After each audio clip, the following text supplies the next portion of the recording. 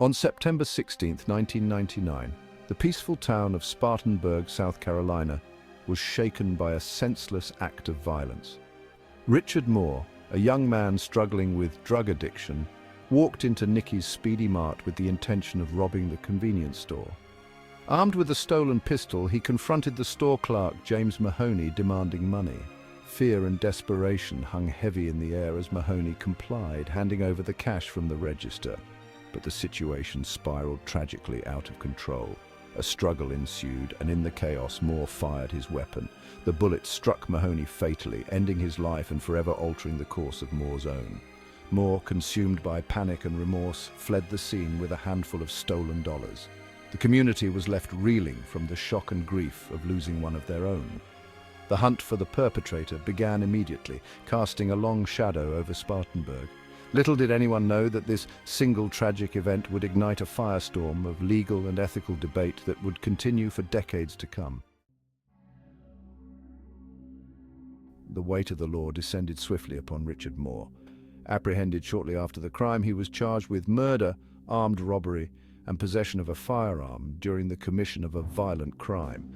The trial that followed was emotionally charged as the prosecution presented a compelling case, emphasizing the brutality of the crime and the impact on Mahoney's grieving family. Moore's defense team argued that the shooting was unintentional, a tragic consequence of a robbery gone wrong.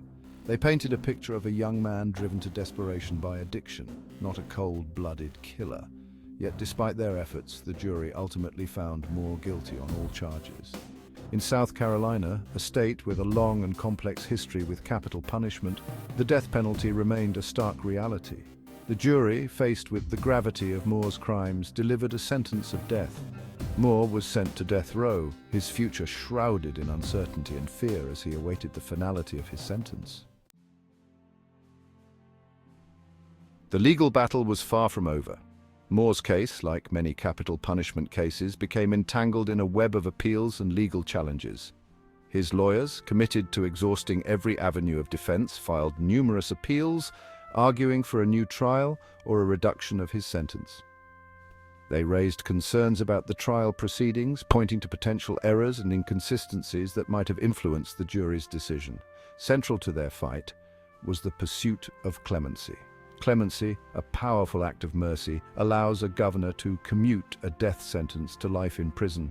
It represents a recognition that even in the face of terrible crimes, justice can be tempered with compassion. Moore's supporters, including family members and anti-death penalty advocates, rallied to his cause, urging the governor to grant him a second chance at life. Their pleas highlighted Moore's remorse for his actions and his positive transformation while incarcerated. They argued that he had become a different man during his years on death row, dedicating himself to spiritual growth and serving as a mentor to other inmates. However, the path to clemency is fraught with obstacles often influenced by political considerations and public opinion. Moore's fate hung precariously in the balance, his life tethered to the hope of a governor's mercy. Section 4, the Spectre of Bias, Race, and the Question of Justice. As Moore's case navigated the legal labyrinth, a disturbing undercurrent of racial bias cast a long shadow over the proceedings. South Carolina, like many southern states, carries a heavy legacy of racial injustice, its history marred by systemic discrimination within the criminal justice system. Moore's legal team argued that this legacy had tainted his trial, pointing to the lack of African American representation on the jury that sentenced him to death. Their concerns resonated deeply with those who saw Moore's case as emblematic of a system where race too often tips the scales of justice. Studies have consistently shown that defendants of color, particularly black men like Richard Moore, are disproportionately sentenced to death, especially when the victim is white. This racial disparity in sentencing has fueled calls for reform, with critics arguing that capital punishment is often applied unfairly and inconsistently. The issue of race added a complex and deeply troubling dimension to Moore's case, raising profound questions about the fairness and equity of the criminal justice system. It served as a stark reminder that the pursuit of justice must be blind to race, ensuring that everyone, regardless of their background, is treated equally under the law. Section 5, Life and Death in the Balance, the governor's clemency power.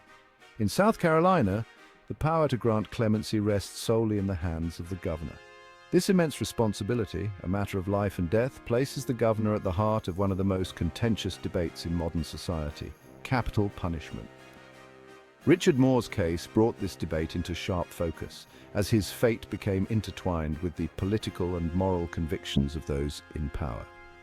Clemency represents a recognition that justice is not always about punishment, but can also be about mercy and redemption. It acknowledges the possibility of change, even for those who have committed terrible crimes. However, the decision to grant clemency is fraught with complexities, often influenced by public opinion, political calculations, and personal beliefs about the death penalty. For Richard Moore, the governor's pen held the power to alter the course of his life, to commute his death sentence to a life behind bars. His supporters urged the governor to embrace compassion, to recognize Moore's remorse and his potential for rehabilitation. They argued that clemency in this case would be an act of justice, not leniency. The governor's decision, whatever it may be, would have far-reaching implications, not only for Richard Moore, but for the ongoing debate about the role of capital punishment in a just and compassionate society.